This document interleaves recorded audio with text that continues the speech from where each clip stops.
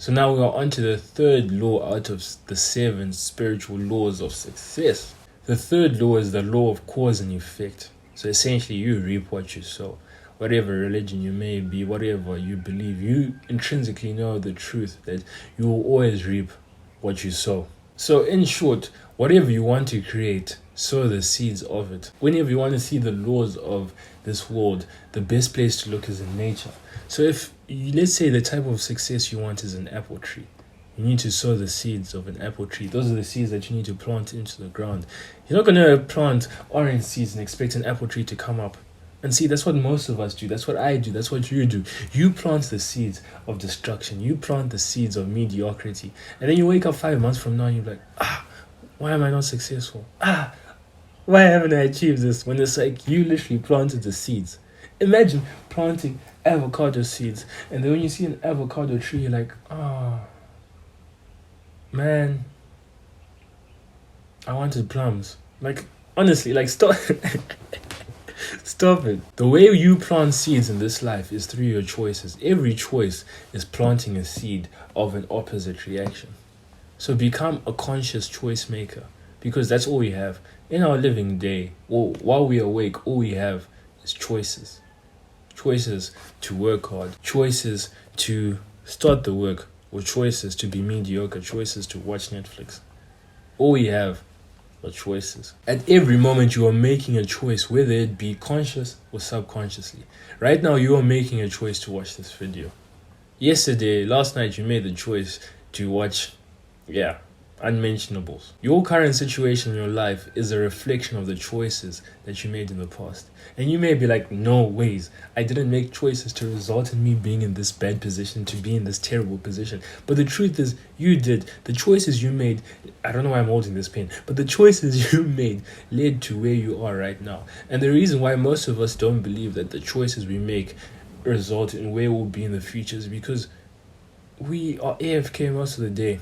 Most of the choices that we make are made subconsciously. So because they are made subconsciously, in the moment, we'll never recognize that it's a choice. So to our conscious brain, it's as if we aren't making any choices. And that fate is simply happening. And that chance is leading our life to certain places. The reason why we make most of our choices subconsciously is because through time, we've experienced many situations multiple times. And the first way we reacted to a certain situation, it may have been on purpose. And then we realize that I reacted to it that way last time and whatever, I'm still alive. So you keep on reacting to situations a certain way. And eventually it just becomes automatic. It becomes automatic. Now when someone cusses you, when someone says something that you don't like, you lash out at them because that's what you've been doing all the time. So you may think that, it's my emotions, I can't control them. But you can. It's just that response has become subconscious because of all the times that you chose that thing. I want you to think about where you are in your life right now.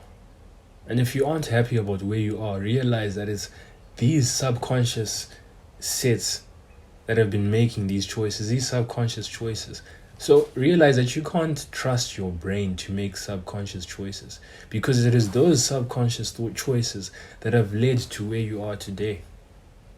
So now that is why I said you need to become a conscious choice maker. You need to be conscious of every single thing you do. Literally when you're going into bed, the side that you sleep on, become conscious of everything. So now the first problem that you may be encountering is that to become a conscious choice maker, you have to be conscious. So this is where meditation comes in, because to be conscious, you have to be mindful of what you are doing. So you know how many people recommend that I meditate 10 minutes a day. That's where it helps. Pray 10 minutes a day, meditate 10 minutes a day, whatever. Just do some form of meditative practice so that you improve your mindfulness. So now going on to the aspect of actually making the choices. Every time you make a choice, you have to ask yourself 2 questions. So the first question that you ask is, what are the consequences of this? Whenever you're making a choice, you need to be fully aware, or as aware as you can be, of the consequences that will ensure after you make that choice. And the second question you need to ask is, will it benefit me and those around me? And if the answer to the second question is yes, then go ahead. If the answer to the second question is no, then you probably shouldn't. If you continually make the right choice more often than the wrong choice, your life will transform. It may not be evident in like 2 months, 3 months, but even if 51% of your decisions, your choices are the right one, your life isn't just going to be 1% better, it's going to compound over time. So you won't see anything and it's just going to increase like that, increase. I have sticky stuff on my hand. And now you have that stupid limiting belief that, sometimes I don't know what the right decision is. I don't know what the right choice to make is. I've found that with myself, and I'm just like you. So you know, and it's the same for you, that in 99.9% of situations, you know what the right choice is. You know what the right decision is. And it may not be as clear to you as to why that decision is the right one, because sometimes we just expect explanations. We expect to know exactly why it's the right one. But deep down, in your gut, you will know that, yeah, I probably should do this. But then you won't know why. So you will think that it's not the right thing to do. So that gut feeling where it's like, I think I should do this, or I probably shouldn't do this. You know that feeling you feel when you're about to do something that you know is wrong. Like, I probably shouldn't do this. Listen to it. So when applying this law, know that each correct choice may seem small, but with everything in life, the compound effect will be astronomical. I've already talked about how to apply it, but I'm just going to summarize it. So the first step to applying it is become conscious of the choices that you make. So become more mindful. The second is always ask yourself 2 questions when you are making a choice. What are the consequences of this choice? And will it benefit me and those around me? And then the third step is to refer inwards. Remember self-referral, how you refer to your spirit. Your spirit will communicate to you whether this is the right choice or it isn't the right choice. So refer inwards. Search for that feeling that I probably shouldn't do this, or I should do this. Most times it's not like, I get a heart attack, or it's like someone punches me in the chest. It's just like this slight feeling of excitement, or this slight feeling of anxiety, or this twinge in your stomach.